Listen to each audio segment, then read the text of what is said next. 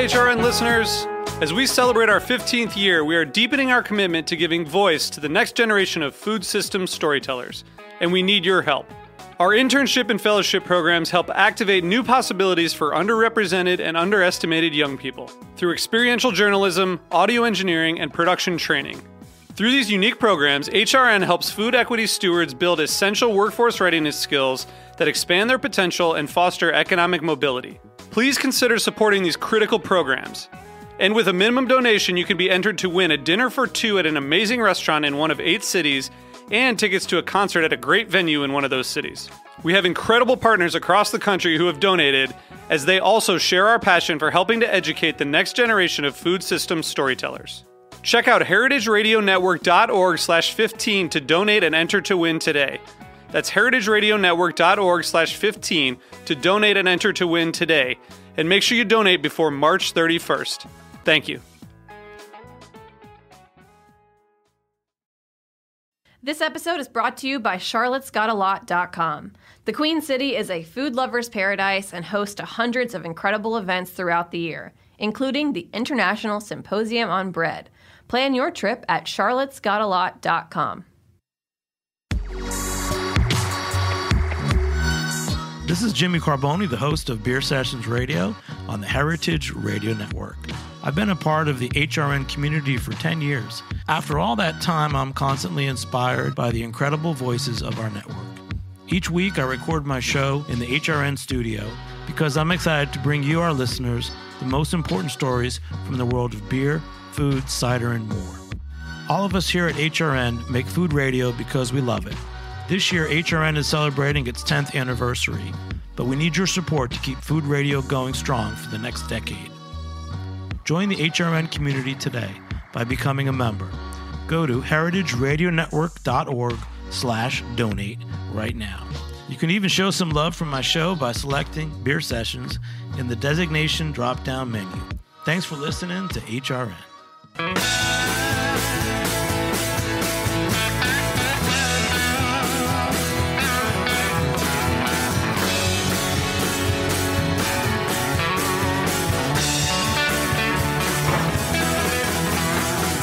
Hey, welcome to Beer Sessions Radio on the Heritage Radio Network. Hey guys, I'm Jimmy Carboni. I'm the host here, and it's July 30th, 2019. I can't believe the summer's almost over, but we're cooking it, and we've got some great beers in the house with us today. So our guests, we're going to go around the room. We have Torch and Crown, which is making a name for itself in the Bronx and soon to open with a tasting brew pub in Manhattan. Hey, I'm Keith Sansone. I run sales over at Torch and Crown. Great. And one of the owners, John, will be joining us shortly. And another guest from up in Poughkeepsie, New York. I'm Cortland Tauslowski. I'm the owner and head brewer of King's Court Brewing Company. So you guys, this is a lot of times we do a show based on who's in the room. And, this is a pretty great group. So why don't you guys tell us your backstories about how you got in beer. Keith, I knew you as a beer rep. You've been reaching out for a while about getting on the show. So... Yeah, a few years back, I was on a sales rep episode you did a couple of years ago, and I remember before I was in beer industry, I listened to you, so I was very excited about that. Now it's kind of come full circle. I got into beer sales a few years ago on the distribution side, and had the ultimate goal of joining a small craft brewery so I can really take ownership of what's going on and help spread tasty beer throughout the city here. That's great, and we're going to be drinking some Torch and Crown all night. And Cortland, so you're the surprise guest. It's great to have you on. Tell us your backstory. I've been brewing beer for a long time. I started in high school with my dad, so it's kind of been this long 20-year process. Professionally, it's been about 8 years now. Started on the bottling line at Drake's. From there, became the head brewer at EJ Fair. Then I built Bear Bottle Brewing Company in San Francisco. Out in California. Yeah. Yep, out in San Francisco. At Drake's, in between, I did the Master Brewers program at UC Davis. And, after you build a brewery and you're working for somebody, you talk to your wife. And I think the logical next step is to open your own place. And, coming back home, back east, it's definitely a little bit more affordable. So here we are. Wow, so East Coast is more affordable than San Diego? I mean, growing up in Connecticut, my wife grew up in Brooklyn, and, we were actually in Oakland and San Francisco. So, like tomato. I think upstate New York is certainly more affordable. The Bay Area is certainly comparable to the city here. Yeah, living in Manhattan, I beg to differ, but, So what do you guys have going on? How did you guys meet? So Torch and Crown and King's Court.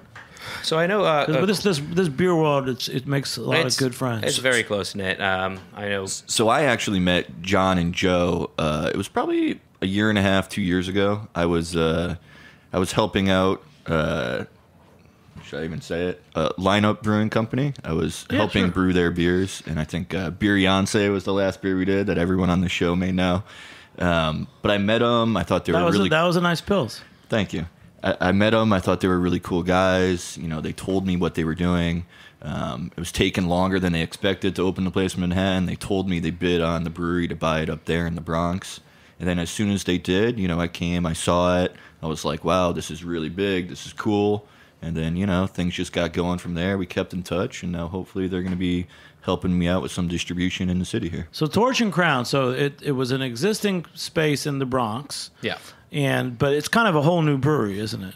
I mean, the goal initially was and has always been to have a production facility in Manhattan, and that's what we're working on at the moment.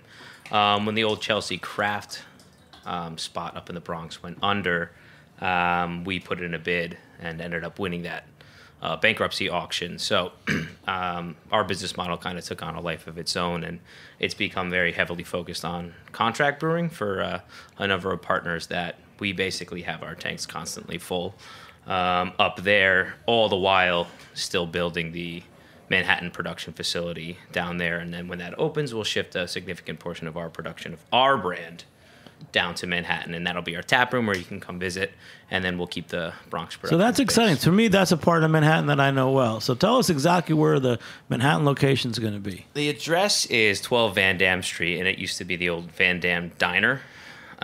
So that's been defunct for a number of years This now. is like where Soho meets Tribeca. More or less, yeah. Over by the Holland Tunnel, yep, west right side there, of Manhattan. Right off the Spring Street C&E stop. So you actually get right off the And your stairs. spot, it was the Van Dam Diner. If you know, there's an actor friend of mine, Maximilian Martini. He's been on some crazy action shows. Back in the 90s, he was good friends with the son of the Van Dam Diner owner. So I know I spent a lot of time there. Yeah, it's great location. It's a cool spot. It's definitely pretty big, and people ask us a lot, why would we pick Soho? Because it's certainly not the most affordable option in Manhattan. But frankly, manufacturing what's affordable zones, in Manhattan?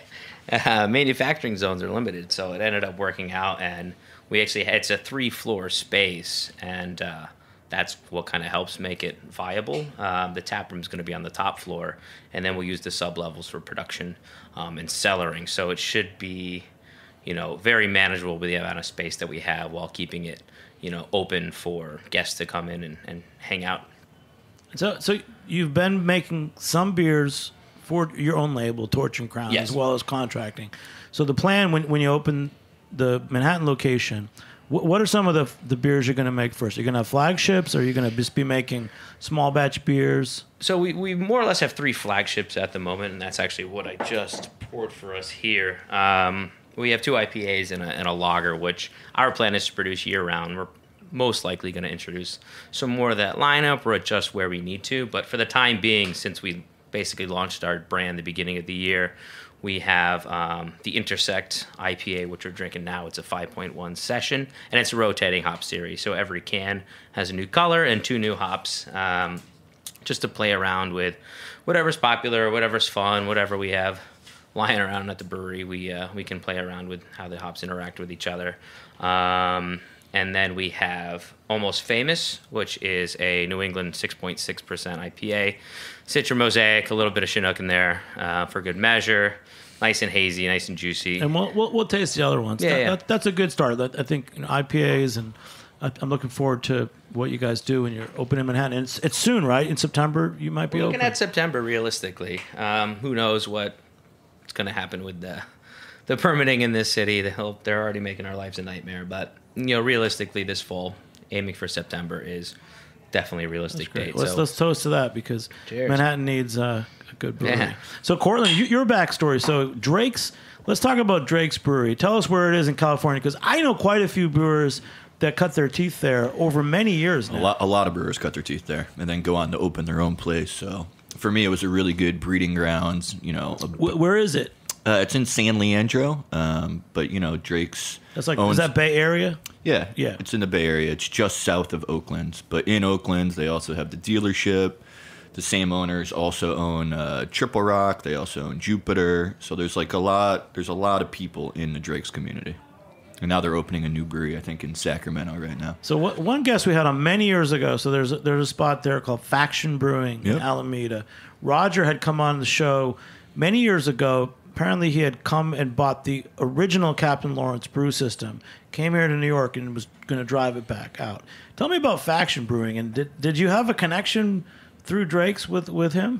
So when I started at Drake's, Roger was the head brewer of Triple Rock, which again is the same owner. So Triple Rock is a smaller system. He got to play for a lot of years, and then he does 1 million IPAs. You go to Faction, he's probably got 20 IPAs on tap, and then he's got 2 other beers, a dark and a light.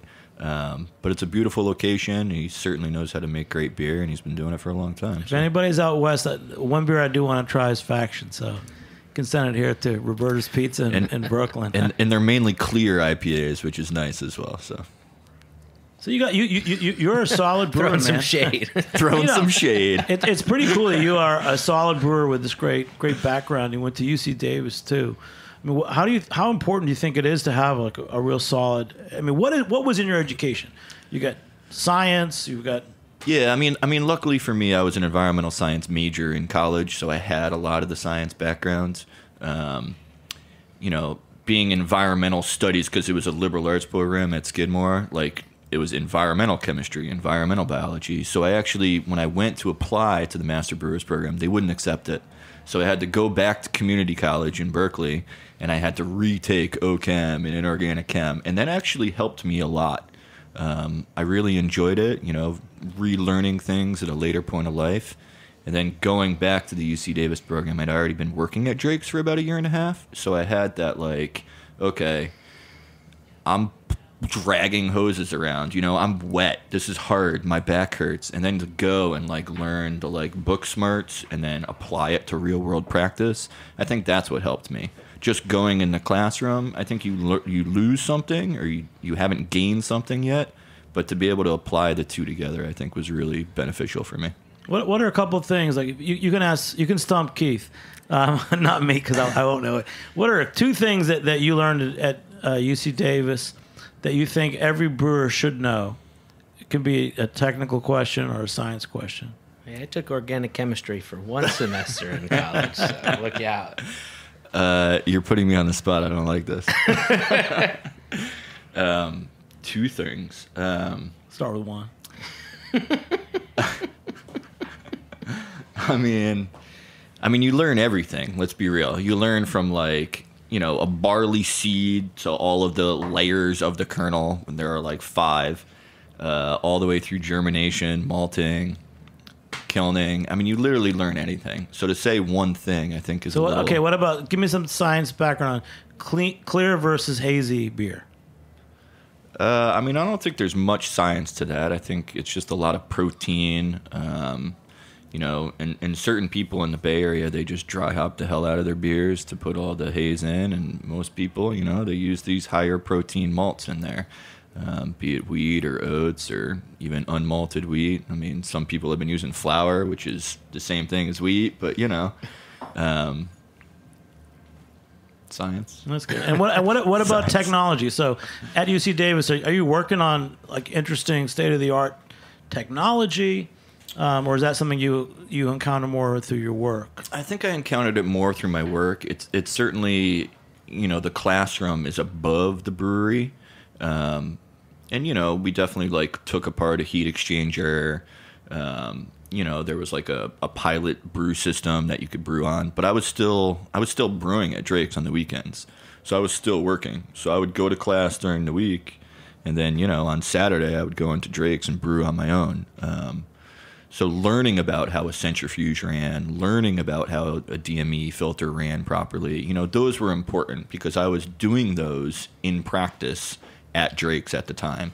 So to learn about it and then try and use that knowledge to make the DME filter run properly so you don't clog it or you get, higher flow through, that was important for me. And near you, so in New Hyde Park, there's the Culinary Institute of America. Yep. Hutch. Yep. Hutch is up there with the CIA brewery. Yep. I mean, how does that program differ? So those are culinary students getting the chance to brew. Do you know what their course of study is compared to what you studied? I've been to the CIA a couple times, and I know Hutch certainly. What they study versus what I studied, I really don't know the difference, honestly. I certainly see the students in there looking through a microscope and cell counting, which I think is great, but I can't speak too much to... All right, John's here. John, what's his last name? John Dantzler. John Dantzler's here from Torch and Crown, so we'll get to that. Keith, before John comes in, quick backstory. Tell us about John, because you're working for him. John's the one who makes everything work. He makes everyone work in the brewery. So he's the business mind behind this whole scheme we're putting together. So he's the one that makes sure to put a foot in our ass if we're not making things happen. So great, John. We gave you an intro, man. We're talking about King's Court and Cortland's background, and welcome to the show, man. It's great to see you. Thanks for coming on, John. Just talking to the mic here. So. Yeah. Thanks for rushing over. Yeah, thanks for having me. Sorry I'm late, guys. Running a brewery. You know what I mean?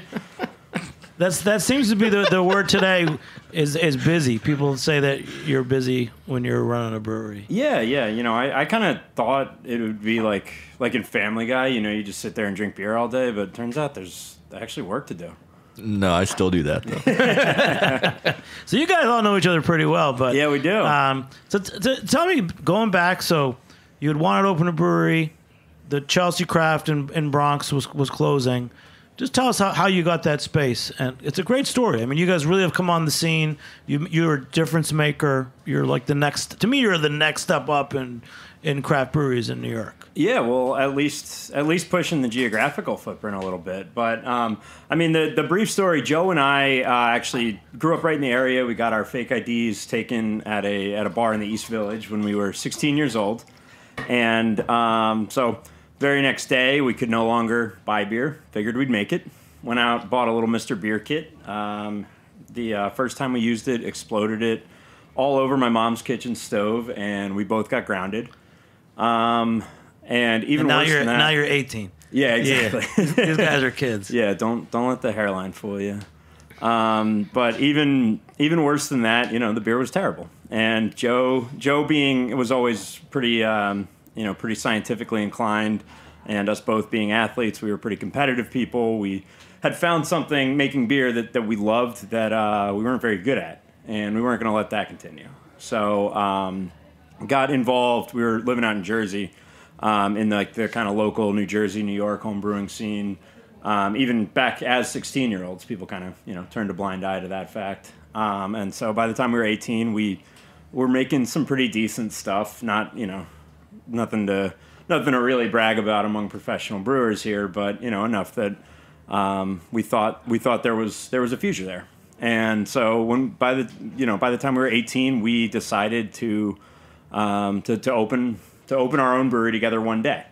And I think, we've definitely done a lot of things wrong, but one of the best things we did was have the foresight to understand that neither of us, had the background or had the understanding to pursue it then. And we would rather wait for the market to develop and wait for our own sort of, to develop our own skill sets, frankly. And so Joe studied chemistry. He was, working at a distillery in Boston, moved out to Oregon, was brewing at Rogue, and most recently was down in Jersey at Kane, kind of running the show there, at least on the recipe side. And I was working in finance, so kind of getting the other side of things. And so that was when, in 2017, we both kind of decided that was the time. We quit our jobs. We raised some money to go out and start a brewery, and then looked around Manhattan, and turns out Manhattan real estate is not the easiest scene to navigate. So we were looking for a space in Manhattan. We kind of our vision was always bringing beer kind of right to the heart of the action. It took us a while. We had kind of our own trials and tribulations. We looked at about 150 different places. We got sued out of a building. We had a few leases kind of ready to sign that ended up falling apart because of engineering and structural diligence. And then, in the meantime, this facility up in the Bronx kind of, we were hearing rumblings that it was going to come available. And this was, in many ways, a kind of big departure from our initial vision. We're looking at kind of a tiny space right in the heart of things, and now instead we're going to get this massive warehouse in a much more industrial area in the outer boroughs. South Bronx, right? It's kind of I guess a little bit north of South Bronx. It's in the Tremont neighborhood, so just south of the Arthur Ave, Little Italy section. We went and looked at the facility. Can we call that your upstate location? Yeah, exactly. Yeah. Torch upstate. I like it.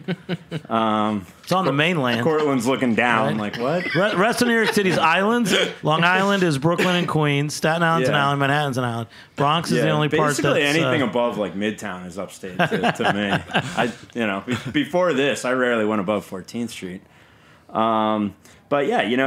So we looked at all of this facility. Obviously, there was a lot of beauty to it in terms of how the brewery had actually been made. There was certainly a lot that we would have built differently, we'll say.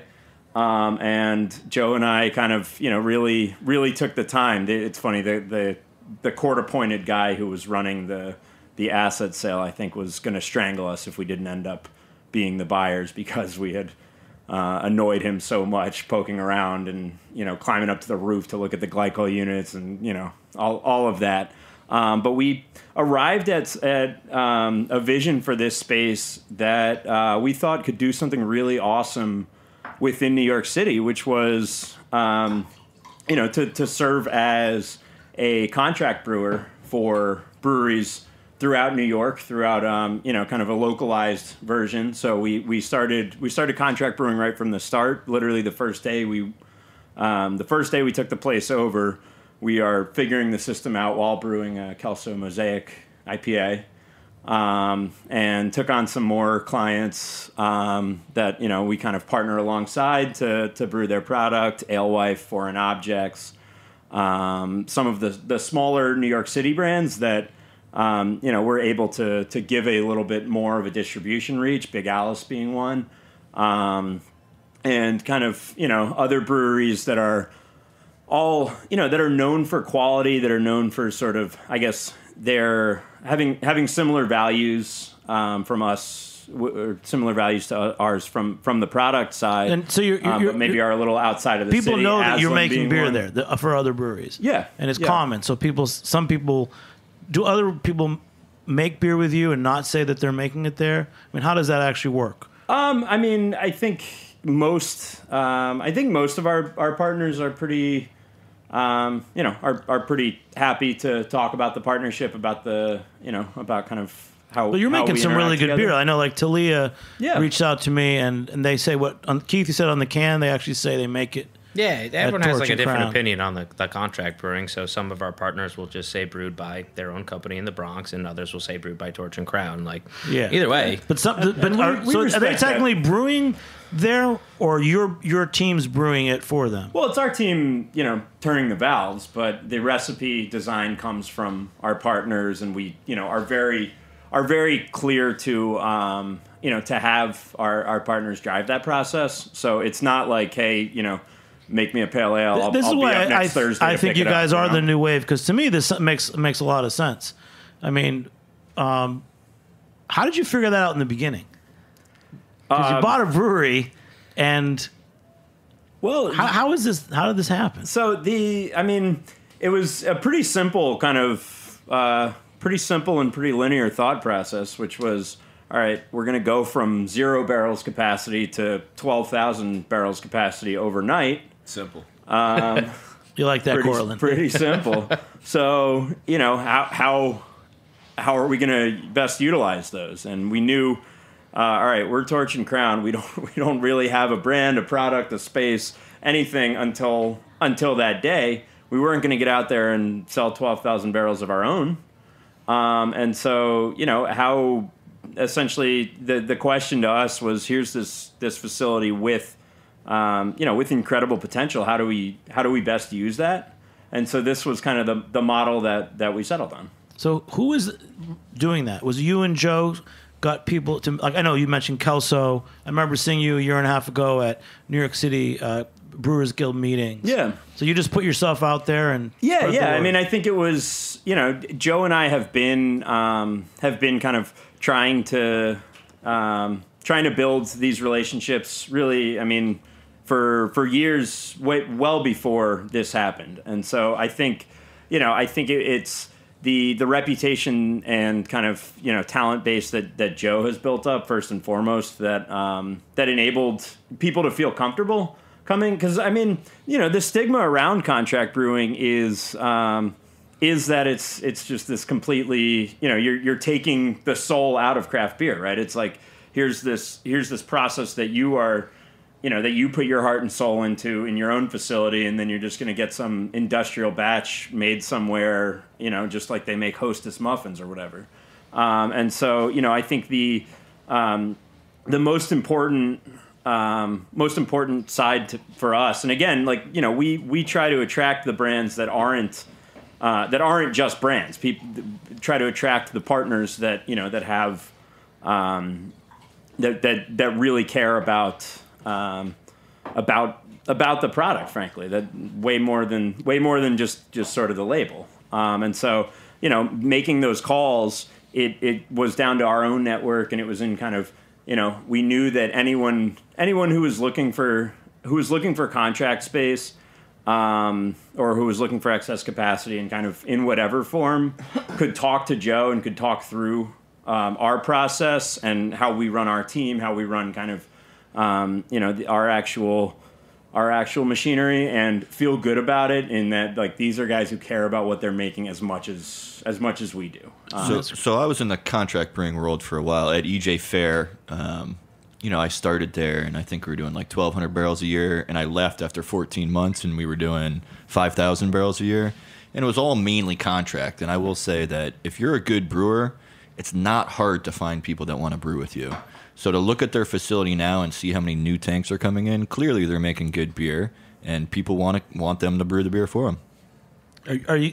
So we had talked with Cortland earlier about Poughkeepsie and Kings Court. Tell us about how you found that location and you opened there, because I mean, there's so much going on in the Hudson Valley, and this is a great show today because we have like New York City and we have Poughkeepsie, and you guys are working upstate together. and then upstate. Yeah, I'm up upstate. Yeah. So we knew we were going to leave California. We knew we were going to leave the Bay Area. You know, we sold our home. It was sold. I had been coming out here talking with Katerina at Lineup. Do I want to partner with her? And I was for a little bit. And then at some point, it was just like, you know what? Like, the city's crazy. Like, I'm delivering kegs in my Toyota Camry. It's the winter. Going down those steps, like, into the basement underground. I was like, this isn't for me. Oh, yeah. I have that moment every week doing deliveries. I'm like, am I going to fall down and, like, I'm going to be in the hospital? It is what it is. So Caroline and I, you know, her parents have a country home up near Hudson. And so we were, like, looking around Hudson. We were going to all the breweries in the area, just introducing ourselves. Hey, we want to open up a spot. Like, do you have any places in mind? Like, what's going on? And we actually had a lease in hand in Hudson, but then our friends at Plan B Brewery, they emailed us, and they were like, hey, these guys at the old Kings Court Hotel, they gutted it. It's completely brand new. They asked us if we wanted to do a second location. And they're like, we're not ready for that, but, you know, you guys mentioned you were interested, so here's these people's information. So Caroline, my wife, and I, we went to the Kings Court Hotel, the old one. It's now called 40 Cannon Street. And we met with the owners, and the mayor of Poughkeepsie's there, and Dutchess County Tourism's there, and like everyone's there in that room, and I'm in ripped jeans and a t-shirt, and I'm just like, and we're with our 1-year-old daughter at the time, and we're like, what the heck is going on? Like, we did not expect this. But he showed me the space, we all shook hands. They had the Bear Bottle website up because that was the last brewery I built and ran. And, they're like talking about it. And then they showed me the space, and it's just this like bombed out, burned out room with just like wood everywhere, plaster everywhere. The brick is black, everything's boarded up. And I'm looking at it, and he tells me the price. And he, the owner of the building's a licensed general contractor, licensed plumber, licensed electrician. He has some workers that can help me at his cost. And I'm just like, we can make this work. We can make this work. So literally I left there, and I think that night I emailed Jim, the owner, and I was like, I'm going to take it. Like, this is cool. Yeah, it's great. It's like two different worlds, right? You go 2 hours north of Poughkeepsie versus Manhattan. We're going to take a short break right now. We'll be back in a minute, and we'll talk more about what Torch and Crown is going to be doing in Manhattan on Beer Sessions Radio. All right.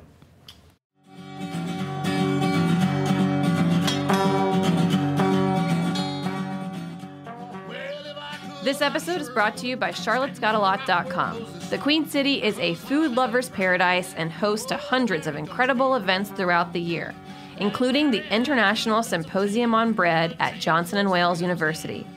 HRN went to this year's symposium to learn about the science, history, and art of bread making. Here's what visitors had to say about the symposium. I love the geeky science stuff. Great food. Love the Armenian pizza. How much I'm eating and consuming the carbs. The most interesting thing is just the community. For me, it's the science of starters. So much information. Very inspiring so far because everybody has a different outlook. I'm not technically a breadhead, but I think I'm going to be one after being here. So whether you're a breadhead or just a curious mind, check out HRN on tour for coverage of Charlotte's International Symposium on Bread and an insider's look into Charlotte's food scene. Don't miss our interview with Peter Reinhardt and Kristen Moore to learn more about where to eat on your next trip to Charlotte, a city on the rise. Learn more at charlottesgotalot.com.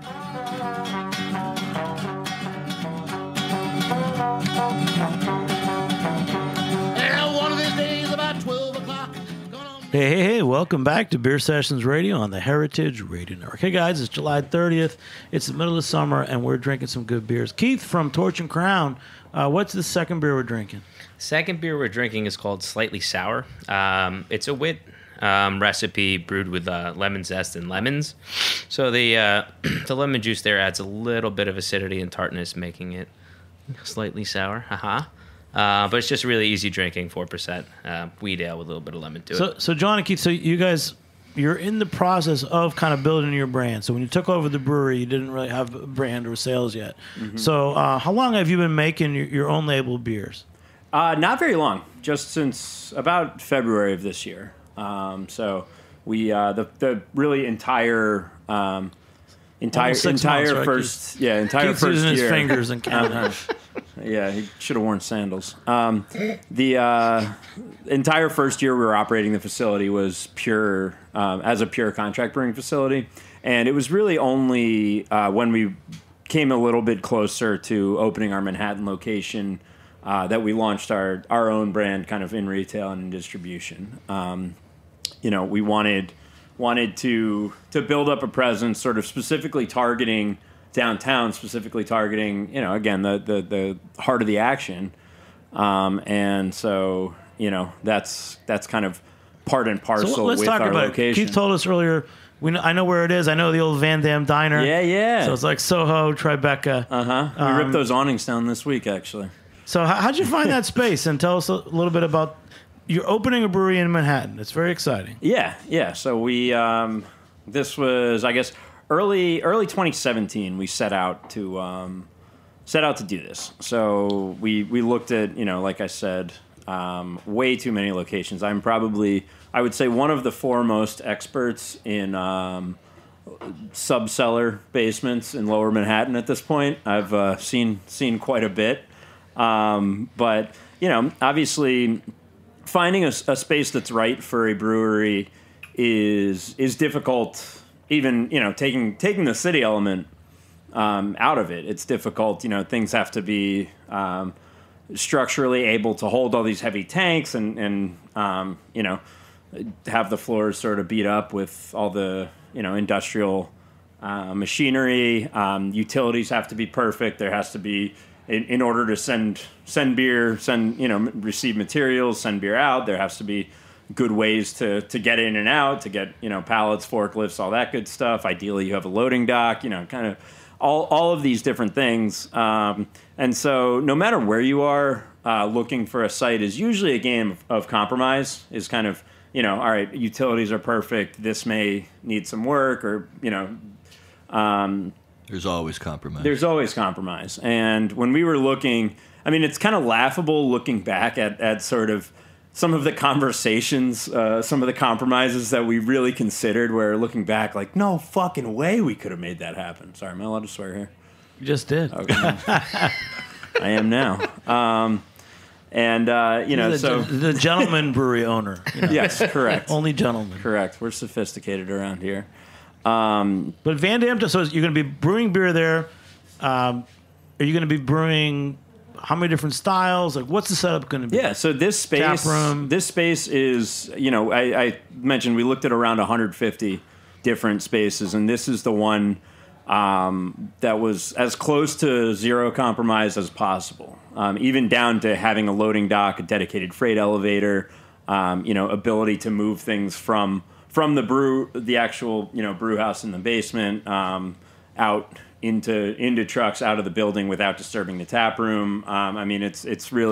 It's perfect from all areas, and not to mention our neighbors upstairs are all kind of new kind of techie type startup vibe type companies that are people that really have already demonstrated quite a bit of interest in our product and sort of in supporting kind of what we're trying to do. But so the actual setup, we have about 3,000 square foot outdoor beer garden. That's that old alleyway just to the left of the Van Dam Diner. If you're looking at it, we're doing a bit of a conversion there. And then we've partnered with the Cannibal Group. The Cannibal restaurant up on 29th Street. Christian. Yeah, Christian, exactly. So he's joined us to kind of guide the hospitality side. Wow, that's going to be exciting then. Oh, yeah. This is news to me. I didn't know this. So Christian, the Cannibal, before they had Resto, good beer seal place, great leader in food and beer. He's been a great leader in food and beer for over a decade. They opened out in California too, I think. Yeah. So this is news. Thank you for bringing that to the show. To add him to the team. When you have a chance to add the Cannibal, to add his talent, his experience, it's tough to say no. But especially given that Joe and I have very little experience on the actual restaurant side, it was about aligning with the right people. And so it's Torch and Grounds on Van Dam. Yep. In Soho. Lower Soho area. Yep. So how many seats? What's the space going to be like? Yeah, between inside and outside. I don't want to give a number and then have DOB tell me. But it's going to be around 200 inside and probably equal outside. So it's a decent amount of space. We have some of our bright tanks, 10-barrel bright tanks and 30-barrel fermenters right on the ground floor. So you're immersed in a brewery when you come, kind of whether you want to be or not, right? And then in the basement is where the actual 10-barrel brew house will go. A lot more tanks, a lot more kind of process stuff, and then that's also where we'll have a dedicated 75-seat private event space. So. Anything from corporate events to rehearsal dinners to John, at this stage in the game, it seems that you guys, when I talk about the new wave in craft breweries, it sounds like you guys have a pretty good sense of what to do. I think the day I say that is we're going to fail tomorrow. No, they definitely know what to do. We're constantly learning, but I think the theme and kind of in what we're doing, both from the production location, upstate, as we've said. and the space down in Manhattan is just trying to get ourselves as close to the people who are drinking our beer as possible. So, Keith, you know, I've known you for years selling beer and the beer scene. I mean, what's exciting to you about this whole Torch and Crown project?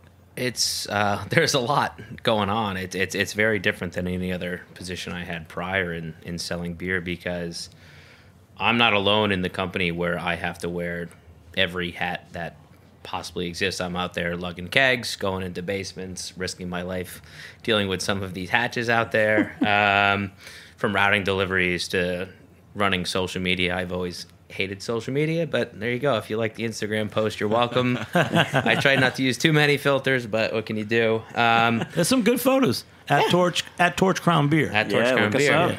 So you know, I've been able to really take ownership of so many different things in the brewery. So that's been the most exciting part, and getting to be hands-on with everything is what's neat. And you know, we're building something awesome here. So this Manhattan location is pretty. So for you, Cortland, you know, seeing this, it sounds like have you brewed in the space in the Bronx with these guys? You seem really familiar with these guys. I don't brew my beer there at all. All my beer is brewed up in Poughkeepsie at my brewery. But I've certainly seen the space. I was there today. They're going to start distributing my beer once permits go through and all that. But I definitely come down, hopefully once a week, and check it out and see all the growth. It sounds like there's like the Torch Crown mastermind here. Let's talk about this. So earlier, Keith had said that there's Night Shift up in Massachusetts has a model of they're a brewery, but they also distribute. Yep. Tell me about that, and then also Cortland. Well, let's talk about that first. Tell me about who wants to talk about Night Shift, the model they have. Sure. That's new to me. Yeah, I mean, that's something that I think was born of necessity. Just, you know, the 3-tier model's broken, and I think people have differing opinions on how to fix it. Obviously, everyone has their own little angle to take, probably myself included. So there will be some fair amount of bias here, but you know, I mean, this is something that this 3-tier model, and for those uninitiated, that means producers have to sell to distributors who then sell to retailers. It's something that was put in place state by state immediately following Prohibition, and the reason for that was so that producers couldn't own the full channel. It was kind of to, ironically, to eliminate criminal activity, although I would argue that most distributors today are as close to organized crime as you can get. So, you know, and certain large producers are buying all the distributors now. So, yes, yeah, exactly. There's some terrible. I mean, there's bad acting going on from the distributor side of things, and it's going state by state. Different states are modernizing their laws, saying, you know what, you're allowed to self-distribute. If you're a small brewery, you don't have to get locked up with one of these guys. So what does Night Shift do? So basically, you know, I mean, Night Shift's whole thing was like, as they started, they were looking for... We know their beers in Massachusetts. They were looking for distribution, and any distributor, I think they weren't happy with any of the distributors, but if they were to sign on to even have them deliver one keg, they were locked in. You know, there's this thing called franchise law where you're locked in basically until the distributor wants to fire you. And so what that leads to, which is never. And so what that leads to is just distributors are incentivized to stuff their portfolios with brands that they don't care about at all. And if a brand does happen to take off, awesome. They own all the upside. And if it doesn't, well, whatever. They're not competing against it because it's stuffed in the back of their portfolio and it's something they don't sell or give any attention to. So it's the balance of power is completely in distributors' hands. So Night Shift has said, you know what? We're going to distribute alongside of our own beer. We already have the trucks going out. We're already self-distributing. We're going to slap on some kegs from, you know, some of our friends who are making beer of similar quality, who are, you know, kind of like-minded, and we're going to say to hell with this whole franchise law thing. So if I was in Massachusetts, I could get through Night Shift, I could get 3 or 4 different breweries with one delivery. Yeah, exactly. Same mindset. Just like any other distributor. But the key difference is that Night Shift is saying, you know what, we're incentivized to keep you happy because if we don't, you can leave us. Whereas, other distributors, you're locked in through this franchise law thing. You literally have to pay an amount of money that will always be greater than. So in New York, if this is a plan you guys are thinking of, how are you going to act it out here? Well, I mean, so New York City, brewing beer in New York City logistically is one of the craziest and arguably dumbest things that you can do. But one of the beautiful things that we have, you know, that we have in our favor. You like Poughkeepsie, don't you? Well, he's calling himself dumb is what he's doing. We always, you know, ambitious to the point of stupidity has been our calling card so far. But, you know, one of the Keith, you going to print that on things, Instagram? I might have to put it on my business card. Yeah, I like that. Trademark that. One of the beautiful things about the city is just the population density, both of, you know, establishments like this that will sell our beer, as well as density of consumers. And so our idea is to take a much more localized version of what Night Shift's doing. I mean, Night Shift's gotten massive, so I don't even want to compare myself to them at all. But, you know, with King's Court is a perfect example. We've known Cortland really since he moved back to the East Coast. He and Joe have you know, had in-depth brewing conversations over plenty of beers. We know we're kind of kindred spirits in a lot of ways from the actual production side of things. When we did take over the Bronx space, Cortland was one of the first guys we called, and, you know, to come say, hey, how would you help us fix these problems? So, you know, that we have this history to then say, all right, well, Cortland, he's a small brewery up in Poughkeepsie. It's not going to be economically viable for him to buy a truck, to hire a salesperson, to hire a distributor, you know, like to go do all this stuff. But at the same time, he doesn't want to ally with, or maybe, you know, I don't want to ally. He likely, you know, may not want to ally with one of these big distributors in the city, who frankly have so many brands in his portfolio that even if they do care about him, which, you know, would be a huge step, they might end up not being a good steward of his brand. So for us, you know, that's a perfect opportunity to say, look, we got the trucks running already. We have, you know, we have Keith moving our own product. Hopefully, if we're doing things correctly, we're known for a certain, you know, being of a certain level of quality. So let's bring you alongside of us. Already now, in less than 6 months, you guys, how many accounts are you in, Keith? What are some places I can get Torch and Crown now? We just passed the 160 mark, which is exciting. 160 accounts? Yeah. Wow. So yeah, Great work, guys. I mean, I make sales visits while I'm making all the deliveries, so keep me fit. I had to cancel the gym membership because it was too much at that point. We've been growing kind of outward from the taproom space, doing as much business development as I can, but just kind of growing relatively organically from Manhattan outward. I do have a lot of connections and people I've known throughout the 5 boroughs that anyone asks, I'm going to bring the beer. But you name the craft beer bar in Manhattan, it's there. And then that's increasing in the Bronx, Queens, and Brooklyn. Haven't driven out to Staten Island yet. We post we'll on get there Instagram, and you got a lot of friends in the Bronx. Yeah. Bronx Beer Hall. And then you have one more beer. Let's tap that. And Cortland, we're going to have to wrap it up. But you told me about a beer you were making with, was it Currants or something? Yeah. I mean, the one thing about being upstate. So King's Court, Poughkeepsie, that's a place I want to check out too. There's one thing about being actual upstate is there's farms everywhere. And when your farmer friend just randomly shows up last year he showed up with like 300 pounds of peaches. This year he's like, yo, I've got 500 pounds of red currants. They're ready now. You're kind of like, okay, I need to brew next week and do something with this. So, you know, it's kind of fun. You get all your local regulars together. You have a bunch of beers. Everyone's de-stemming these red currants. And then we made a couple beers with them. So we got a dark tart coming out, and then another in our sour series. It's going to be right a red now, where sour. can we get your beers? Just in Poughkeepsie? So we self-distribute all over the Hudson Valley. My wife does all of that. And then we just started coming down to the city 2 weeks ago and meeting people, you know, in an effort to launch this New York City push. So the Baroness just had 10 beers on tap last week. Long Island City, yeah. Malt and Mold took a beer, and then this week Alphabet City took another beer as well. Well, congratulations, guys. We have to wrap it up soon. Last thing, what's the last beer that we have, Keith? This is Almost Famous. This is, if we were to call it a flagship, this is our flagship IPA. New England, 6.6%, Citra Mosaic. Nice and juicy. Good bitterness in the back to round it out. So, John, anything you want to say to wrap it up? Yeah, I mean, Almost Famous, this was the first beer that we launched, so kind of making fun of ourselves a little bit on that.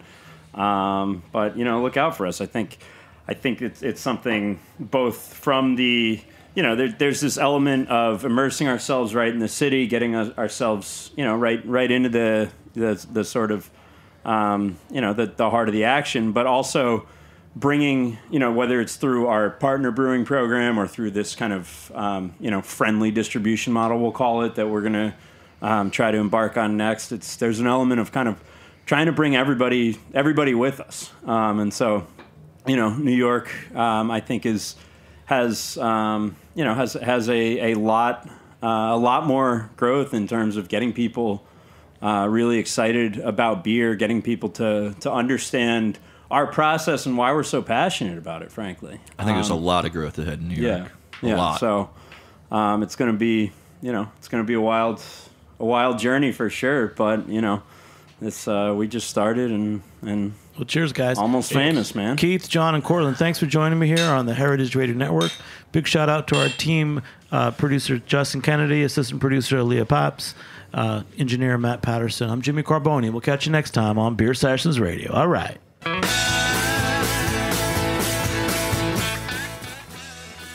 Thanks for listening to Heritage Radio Network, food radio supported by you. For our freshest content and to hear about exclusive events, subscribe to our newsletter. Enter your email at the bottom of our website, heritageradionetwork.org. Connect with us on Facebook, Instagram, and Twitter at heritage_radio. Heritage Radio Network is a nonprofit organization driving conversations to make the world a better, fairer, more delicious place.